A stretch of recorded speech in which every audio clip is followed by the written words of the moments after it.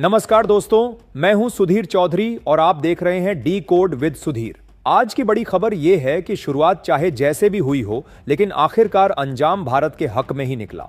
France को अब भारत की शर्तों के सामने झुकना पड़ा है। दरअसल फ्रांस लंबे समय से भारत के साथ अपने रिश्ते मजबूत करना चाहता था। वजह साफ है, भारत जैसा भरोसेमंद और ताकतवर साझेदार उसे दुनिया में कहीं और नहीं मिल सकता। लेकिन असली पेंच यहीं फंसा हुआ था, क्योंकि कुछ मुद्दों पर भारत अपने फैसले से जरा भी पीछे हटने को तैयार नहीं था। दोस्तों, अब तक फ्रांस सिर्फ अपना फायदा देखने की कोशिश कर रहा था। पेरिस को पूरा भरोसा था कि आखिर में भारत ही झुक जाएगा, क्योंकि फ्रांस की इंजन टेक्नोलॉजी की भारत को काफी जरूरत है।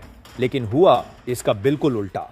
भारत ने फ्रांस की इंजन टेक्नोलॉजी पर काम करने वाली दिग्गज कंपनी साफरन को अपनी शर्तों के सामने झुका दिया। और अब बड़ी खबर यह है कि भारत ने इस टेक्नोलॉजी को पूरी तरह अपनी मुट्ठी में लेने में सफलता हासिल कर ली है, क्योंकि साफरन कंपनी द्वारा बनाए गए जेट इंजन का आईपीआर यानी बौद्धिक संपदा अधिकार सीधे भारत के हाथों में होगा। और ध्यान रहे, यह किसी छोटे मोटे इंजन की बात नहीं है, बल्कि 120 किलो न्यूटन वाले एडवांस जेट इंजन का आईपीआर अब भारत को मिलेगा। यानी अब भारत न सिर्फ इस इंजन का इस्तेमाल करेगा, बल्कि भविष्य में इसे खुद विकसित और अपग्रेड करने का अधिकार भी भारत के पास रहेगा। आगे इस डेवलपमेंट को विस्तार से समझेंगे और देखेंगे कि यह भारत की रक्षा तकनीक के लिए कितना बड़ा गेम चेंजर है। दोस्तों, यह बात हम सबको अच्छे से मालूम है कि भारत को चाहिए एक ताकतवर इंजन, और वह भी अपने स्वदेशी फाइटर जेट्स के लिए। लेकिन जिस तरीके से अमेरिका ने तेजस के इंजन की डिलीवरी को लेकर टालमटोल की और जानबूझकर देरी की, उससे भारत पूरी तरह से खफा हो चुका है। यही वजह है कि अब भारत अमेरिकी कंपनी जनरल इलेक्ट्रिक को दोबारा किसी भी तरह का ऑर्डर देने के मूड में नहीं है। इसी बीच हमारी डीआरडीओ भी पूरी ताकत से इंजन बनाने पर फोकस कर चुकी है। भारतीय वैज्ञानिकों ने ठान लिया है कि अब जब तक स्वदेशी इंजन विकसित नहीं करेंगे, तब तक चैन से नहीं बैठेंगे, चाहे रातों की नींद कुर्बान करनी पड़े या दिनों का चयन खोना पड़े। लेकिन असली चुनौती यही है कि इतनी टेस्टिंग और डेवलपमेंट के बाद भी किसी इंजन को सही थ्रस्ट देने और पूरी तरह ऑपरेशनल बनाने में लंबा समय लगता है। ऐसे में भारत के सामने दूसरा सबसे भरोसेमंद विकल्प नजर आया, फ्रांस। क्योंकि भारत ने अब तक यही देखा है कि फ्रांस जितने समय में किसी रक्षा उपकरण की डिलीवरी का वादा करता है, उतने समय में उसे पूरा भी करता है। भले ही फ्रांस यूरोपीय यूनियन का हिस्सा है, लेकिन अमेरिका और बाकी यूरोपीय देशों की तरह भारत पर दबाव बनाने की नीति वह नहीं अपनाता। भारत किसी भी मामले में फंसा कर रखने वाली राजनीति को कभी स्वीकार नहीं करता। यही कारण है कि फ्रांस के साथ बातचीत में भी भारत ने साफ कर दिया कि रिश्ते तभी मजबूत होंगे जब बातें पूरी तरह स्पष्ट हों, चाहे डील बने या न बने। फ्रांस को भरोसा भी है, क्योंकि भारत पहले ही अपनी एयरफोर्स के लिए राफेल फाइटर जेट खरीद चुका है। हाल ही में मरीन फाइटर जेट के लिए 67,000 करोड़ रुपए की डील भी फाइनल हो चुकी है, जिसकी डिलीवरी आने वाले कुछ सालों के भीतर शुरू हो जाएगी। लेकिन दोस्तों, असली गेम तो अब हुआ।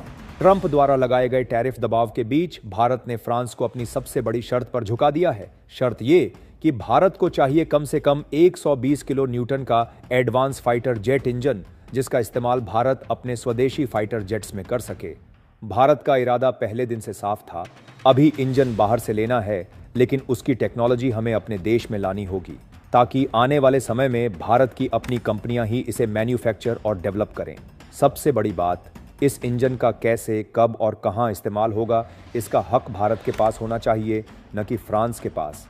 इसीलिए भारत ने मांग रखी कि जब साफरन कंपनी और भारत मिलकर नया 120 kilo Newton fighter jet engine बनाएंगे, तो उसका पूरा आईपीआर यानी इंटेलेक्चुअल प्रॉपर्टी राइट्स भारत के पास रहेगा। मतलब डिजाइन का हक भारत का होगा, इंजन की ब्लूप्रिंट भारत के पास होगी, और भविष्य में अगर भारत चाहे तो इस इंजन को अपग्रेड करे या फिर किसी दूसरे देश को एक्सपोर्ट करे, तो किसी से इजाजत लेने की जरूरत नहीं होगी। यानी साफ है, भारत अब किसी भी कीमत पर फ्रांस को यह ताकत नहीं देना चाहता कि वह भारत की रक्षा क्षमता को अपने नियंत्रण में रखे। दोस्तों, फ्रांस की कंपनी सफरान शुरू में यही चाहती थी कि इंजन तो भारत के लिए जरूर बनेगा, लेकिन उसकी टेक्नोलॉजी और आईपीआर यानी मालिकाना हक केवल फ्रांस के पास ही रहेगा। इसका मतलब साफ था, भारत इंजन खरीदेगा, इस्तेमाल करेगा, लेकिन उसे न तो कॉपी कर पाएगा और न ही एक्सपोर्ट। यानी भारत हमेशा फ्रांस पर डिपेंड रहे। लेकिन भारत ने साफ समझ लिया था कि फ्रांस इतनी आसानी से टेक्नोलॉजी हमारे हाथ में नहीं देगा। यही वजह है कि पिछले कुछ महीनों में भारत ने रूस की ओर भी इंजन विकल्प तलाशने शुरू कर दिए थे। रूस ने तो अपने सुखोई 57 के अपग्रेड इंजन तक का ऑफर भारत को दे दिया था। यहीं से फ्रांस को सबसे बड़ा डर लगने लगा, कहीं ऐसा न हो कि भारत हमेशा के लिए इंजन टेक्नोलॉजी के मामले में रूस के साथ इंटीग्रेट हो जाए। यही वजह है कि आखिरकार फ्रांस को भारत के सामने झुकना पड़ा। अब बड़ी जीत यह है कि सफरान ने मान लिया है कि इस 120 किलोन्यूटन वाले इंजन का आईपीआर भारत के पास रहेगा। भारत इसे गर्व से स्वदेशी इंजन कह सकेगा। तब तक के लिए जय हिंद जय भारत।